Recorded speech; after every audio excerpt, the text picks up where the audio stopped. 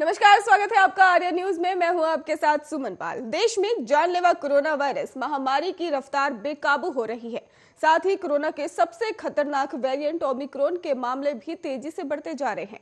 देश में कल कोरोना वायरस के ही 2,68,833 नए केस सामने आए हैं और 402 लोगों की मौत भी हो गई है। वहीं अब तक अगर कोरोना के ओमिक्रॉन वेरिएंट के 6,041 मामले सामने आ चुके हैं। देश में दैनिक पॉजिटिविटी अगर रेट की बात की जाए तो वो अब तक 16.66% है और देश में अब एक्टिव मामलों की संख्या भी लगातार बढ़ती जा रही है, जो 14,17,820 हो गई है। वहीं इस महामारी से जान गंवाने वालों की संख्या भी लगातार बढ़ रही है, जो 4,85,752 हो चुकी है। आंकड़ों के मुताबिक कल 1,22,622 लोग ठीक हुए हैं और जिसके बाद अभी तक 3,49,47,390 लोग संक्रमण मुक्त हो चुके हैं। आपको बता दें कि राष्ट्रव्यापी टीकाकरण मुहिम के तहत ही अभी तक कोरोना वायरस रोधी टीकों की 156 करोड़ से ही ज्यादा खुराक दी जा चुकी है। कल 58,02,976 डोज दी गई है, जिसके बाद अब तक वैक्सीन की ही 156,02,51,117 डोज दी जा चुकी है। देश में अब तक ओमिक्रॉन वेरिएंट से ही 6,041 लोग संक्रमित हो चुके हैं और ज्यादातर मामले महाराष्ट्र और राजधानी दिल्ली से सामने आ रहे हैं।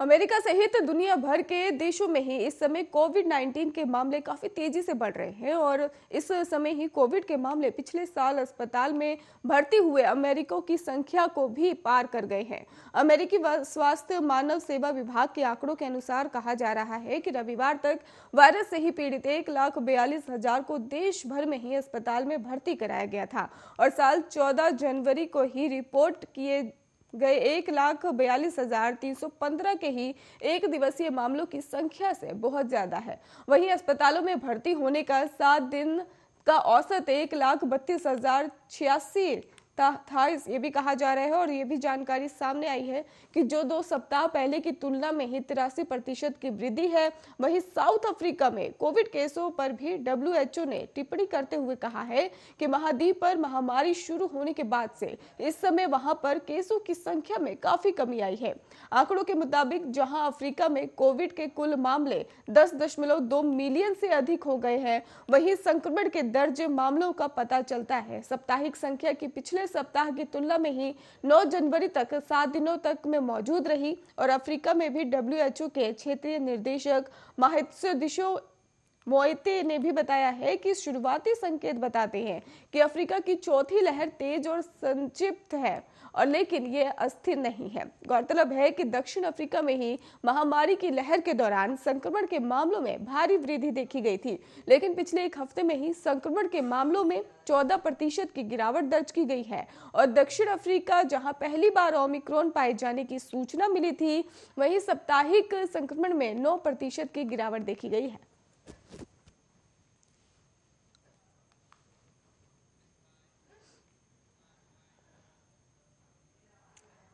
उत्तर प्रदेश में कोरोना के एक्टिव केस अब 85,000 के पार पहुंच चुके हैं। आपको बता दें कि प्रदेश में ही अब हर जिले में कोरोना ने अपने पैर पसार लिए हैं। इस बीच ही गौतम बुद्ध नगर जिला, जो बीते कई दिनों से ही कोरोना के मामलों में सबसे आगे चल रहा था, उसकी जगह राजधानी लखनऊ में ही सबसे ज्यादा कोरोना के मामले सामने आए हैं। गौतम बुद्ध नगर में ही कोरोना से पहली मौत भी हुई है। आपको बता दें कि गौतम बुद्ध में ही, और ये भी कहा जा रहा है कि मामले सबसे ज्यादा वहीं से आ रहे हैं, लेकिन अब तक किसी भी मरीज की कोरोना से मौत नहीं हुई थी। प्रदेश में ही बीते कई दिनों से जहां गौतम बुद्ध नगर कोरोना के नए मामले और एक्टिव केस में ही सबसे आगे चल रहा था, वहीं अब राजधानी लखनऊ रिकॉर्ड तोड़ने पर ही पहले नंबर पर आ चुका है।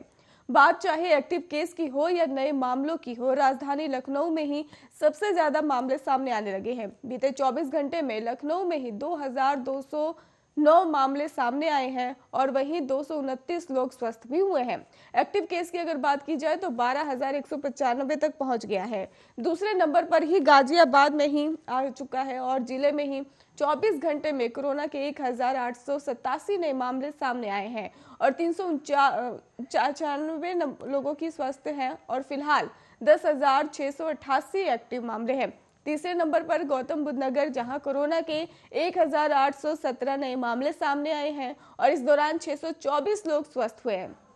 एक मरीज की मौत भी हुई है और एक्टिव केस अब 11,491 हो गए हैं। और चौथे नंबर पर मेरठ, जहां 1,203 नए मामले सामने आए हैं और 243 लोग स्वस्थ हुए हैं और 2 लोगों की मौत भी हो गई है। जिले में अब तक 7,624 सक्रिय मामले हैं।